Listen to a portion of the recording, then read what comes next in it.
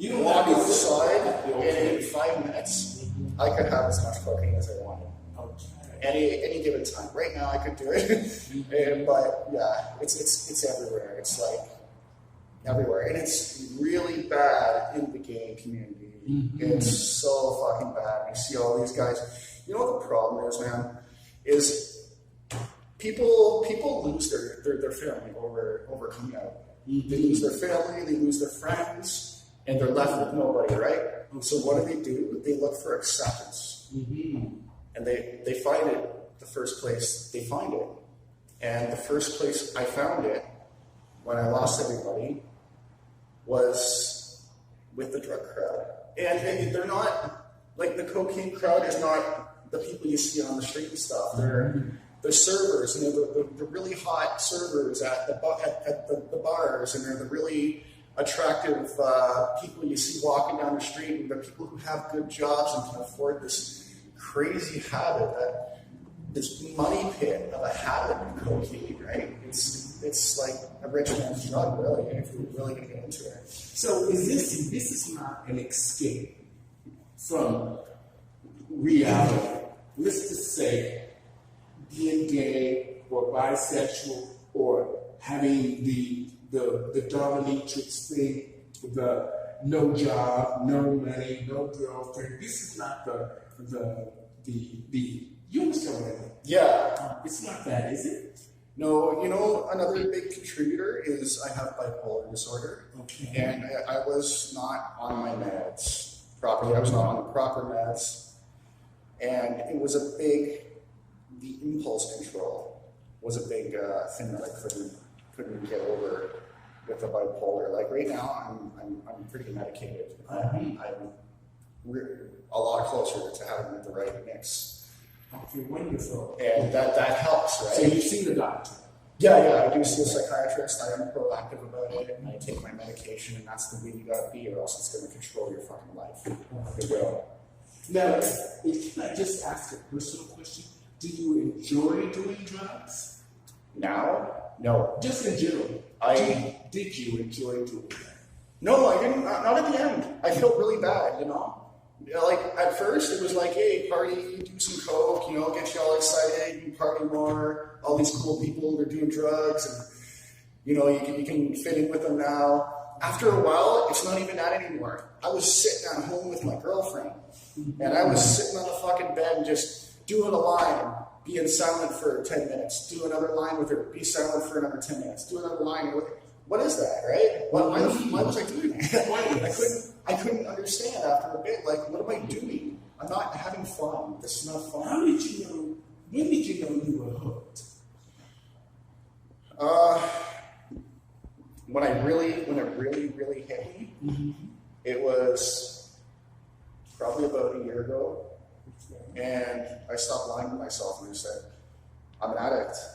I am an addict, right? That's what you got to do at first. Like, you have to admit that. You got to tell yourself that. Because as soon as you stop telling yourself that, you're going to do it again. Your life is over, right? So it was maybe around a year ago. No, maybe a little more than a year ago. It was last year, and I was like, I was trying to quit, and I couldn't. And I was Did you go to rehab? No, I didn't go to rehab. Did the doctor suggest you go there? I didn't even tell him. I never told really anybody about it. So you really tried to do it yourself? Yeah. Okay. Now, were the women supportive of you not wanting to do the drugs, or they just wanted to keep using?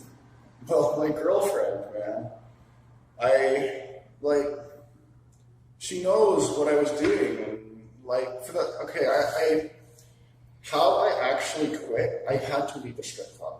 Okay. This is back in February, so I had to just leave. I didn't call him, I didn't say nothing, I just said, I'm not going back. And I had my own night. I had my own fetish night where I was hosting, and I was doing my dom shows on stage and stuff. I wasn't doing backward dance anymore. I was getting paid as a feature performer, and I just said, you know what? I'm not going back to that place, because that place is making me do it. Not making me do it, but I was doing it every time that I went back to that place, every single time. That would change from just here down the line, went up. Yeah, I can say no, right? So I did that, and then my girlfriend, she just kept on, like, bringing it around me. bringing people that do coke around me. And I would slip up like once a month, but once I slip up once, I'm going to do it like 3 times that week. And I'm going to go, okay, I got to get back on track. So that's been happening since February to October. I got it down a lot. So it was like maybe not even once a month in October. I think was the last time I did it, right? Okay. And she brought it home from work, and she goes, I did some coke. And I said, okay, don't worry. I said, we'll get back on track, right? You're an addict. It happens. So we'll just get back on track. And she goes, I got something with me. And it was like, boom, right there.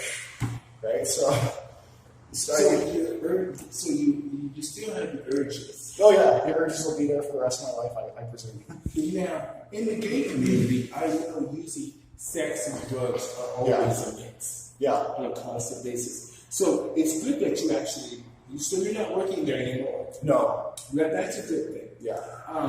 Now, where are you at now? What are you doing now that's keeping you from thinking about the drugs and doing it? So I got right back into the fitness, right? So I got right back into working out.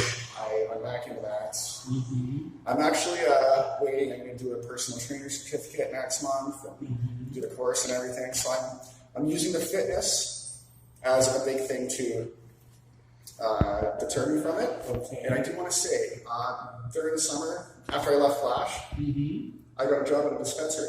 Okay. And I started smoking weed heavily. And you know what? That heavy smoking of weed kept me away from coke. 100%. 100%. Well, it's great now that it's legal here in Canada. I mean, and so that, maybe that could be another way of helping our audience understand that sometimes, Yeah, weed is not a bad thing. So it's not a bad thing. Like, I don't even really smoke it at all anymore. I don't need to, right? So what's the high from doing cocaine, and what's the high from smoking weed? What is it? What's the difference? Well, it's mainly for the weed because I wasn't properly medicated mostly at the time, and like the proper medication just came a couple months ago. It was bringing my manic down from the bipolar. And when I get manic, I get really like, I gotta do this, I gotta do that, I gotta do this, I gotta do that, and maybe I'll do that, right? So that might be one of the things I'll do. And so it made me bring myself down from being manic all the time, from the bipolar. What's the worst thing you've ever done for money to get drugs? What's the worst thing? I mean, if you don't mind sharing that with us, I mean, just what's the worst thing that you've done? Or have you done really bad things to get drugs? Or I haven't done bad things to get drugs because, like, working in the dungeon, doing the dungeon sessions, and working as a stripper, I was making enough money that I could afford a big drug habit, right? Oh, okay. So I never had to steal from anybody, from friends, nothing. I wouldn't even steal from a store. I feel so bad, right? So how did your life change once you became addicted? What did you find that you were missing out on? Were you going to the gym on a regular basis? Were you eating on a regular basis? Or were you just waking up late at night? I mean, you sleep all day and wake up late at night. I mean, what? I was not eating on a regular basis. I got pretty skinny, right? Okay. I got way too skinny. And you know what? I didn't see it when I looked in the mirror. When I look back at the pictures, I can show you a picture. Well, can we see one? Yeah, actually. Make sure I don't accidentally pull dick pics. Oh, yeah. You want to see that?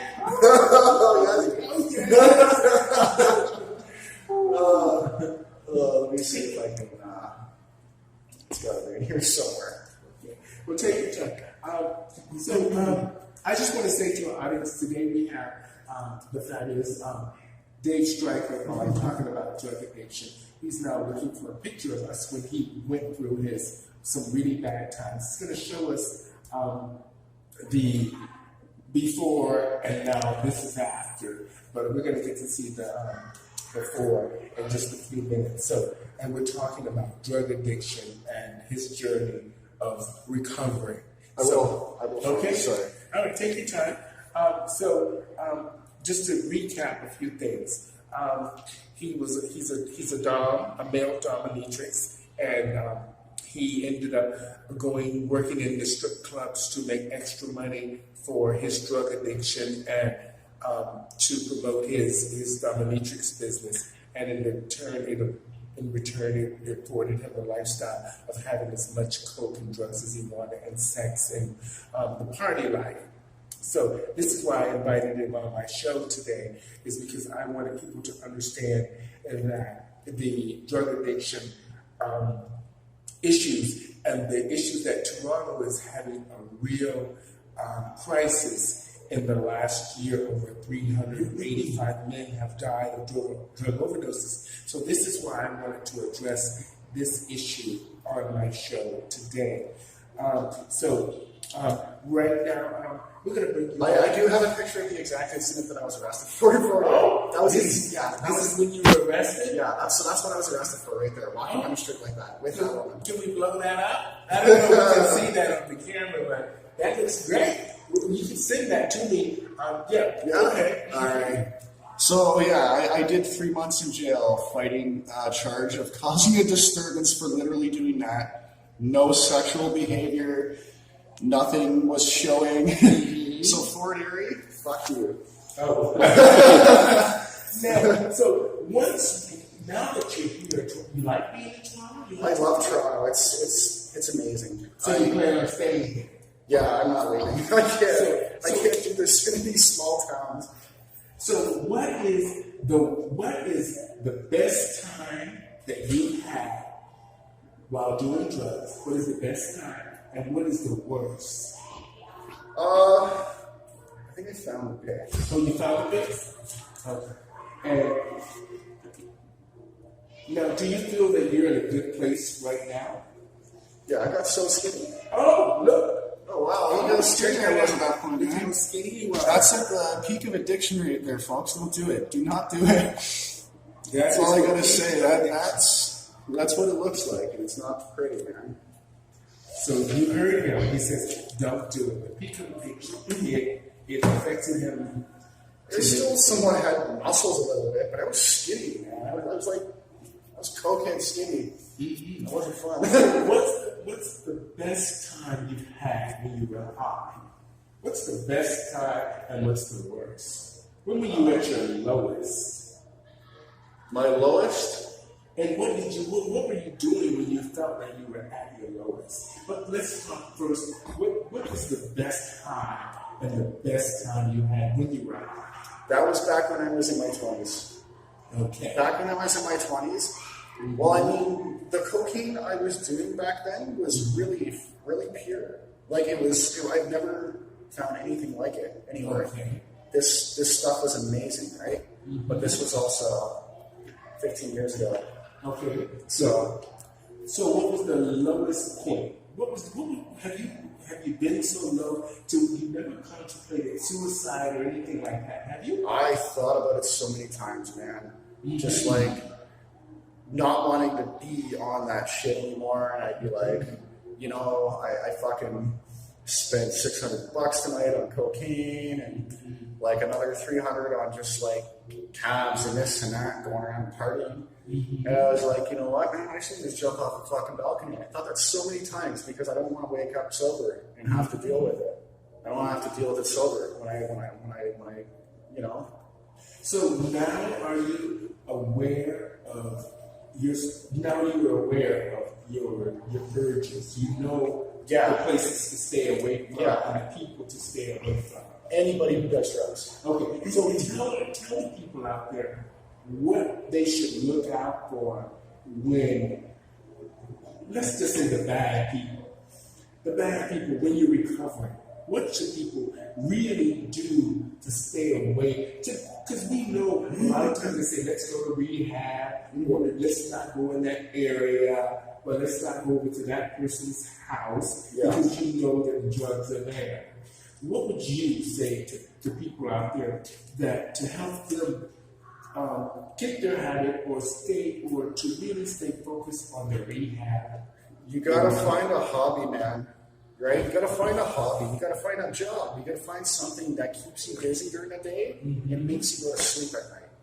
That's the biggest thing, man. And if somebody you know does drugs and you go, oh, well, I quit drugs, so I can't do drugs with this person, but they're a good person. They might be a good person. They might be a good person, but you can't be around them. You can't. You got to tell them, I love you, but I can't be around you. Right? You can't. You can't tell yourself that you can be around these people and not do it, because you cannot. And that's like the biggest thing I try to tell people who are going through this. And they don't want to listen, but yeah. So, what is it that you think you can teach people or educate people that do drugs? What's your advice to people? You know now? what? I just wish the stigma wasn't there, because you know what the worst thing about having a drug habit is and not being able to tell people about it is the fact that you cannot tell people about it, right? I want to go to somebody I love and say, listen, I have this problem. I don't want to be judged for it. I just want help, right? And I want people to have a place where you can just say that. Somebody can say that too, you know what I mean? Because it's not going to be your close friends. It's not going to be your loved ones. It's not going to be the people you're doing drugs with. They don't want to hear that. It's not going to be the people that, it might be the people that love you if they're cool-headed and they get it. But not everybody's going to have that, right? Not everybody's going to have somebody they can go and say, listen, I need help, right? Or even just talk about it. You know what? You can still be doing drugs and you can not want to do them, but you need to talk about it, man. You have to, because if you don't, it just eats you up inside and you're going to keep on doing it. So you're doing well now. Yeah. You're taking your bipolar medication. Yeah. Things are balanced. Yeah. You're staying away from the bad places. Yeah. You're focusing now on your working out and your done business. Yeah. And are you happy? I'm a lot happier. You're in a better place. I am in such a better place. I feel amazing now. Like, I feel so much better. You know, I'm glad you came on here today, because I'm gonna be honest. I've never done drugs in my life, and I've never smoked. Yeah, I have drank many times, because in the bars you got to drink something to deal with what's going on in there. Yeah, exactly. But, you made me feel this was real, and this is something that you need to talk about. So, to my audience, he's correct. Talk to someone. Look for a place where you can tell someone what you're going through and how you're feeling, and don't be ashamed. I learned that a lot. When I first stepped away from the drag business, I thought, what is it that I want to do? And once I realized that, I went to someone and talked to them and said, I don't want to do this anymore. And they said, don't do it. It's simple, but it seemed I've been doing this for 30 years. How can I do something else different? But once I walked away from it, and I really accepted the fact that I'm not going back there, things seem to have gotten better. And for you, now you seem to have a more clear head, a more focused, and I like the fact that you're talking about it. The fact that you're actually talking about it will help educate a lot of people out there. And you made me feel like I could talk to you. So I think that is a start. So thank you. Thank you. And I'm glad that we had this conversation about drug addiction. And hopefully we educate some people out there. Now, what's your final thoughts for the audience? Don't do it, because man, it's just a road you don't want to go down. Like, I see a lot of young kids just entering the village, just young guys, right? And they're starting off the same journey that I'm finishing right now. And if we gotta like, as a community, like, why are we taking these young guys and looking at them and thinking sex and do this because I'm gonna bang you? And why are we doing this, man? These are fucking youth. We gotta protect these people, right? And we're not doing that. There's too many people not doing that, and it fucking sucks, man. Well, like, it was great that you actually expressing that. The fact that the youth is exploited, even the older ones are exploiting the youth. Yeah. That's part of the way society is now, and the fact that the world seems angry now, and everybody seems angry. And nobody has any respect or time, or the people aren't like they were 10 or 12 years ago. Toronto used to be a beautiful place and a great place to be in. Yeah. But now a lot of bad things are happening. It's crazy. And I don't know why. I sort of do know why, but I won't say that on camera because I want a career down the road. There's certain things that you can't say right away because we all know the truth. We live in this community and we know where the drugs come from and we know who's doing what. But sometimes if you want to work or if you want to live in the community, you have to be quiet. Or be silent. And that's a bad thing. But hopefully we have educated some people tonight about drug addiction and your journey dealing with it. And it's been very enlightening to me. And at the end of the day, we care about you. We do. We care about you. Okay? We do. We do care about you. So you just have to find that group of people that care about you and care about you talking to them.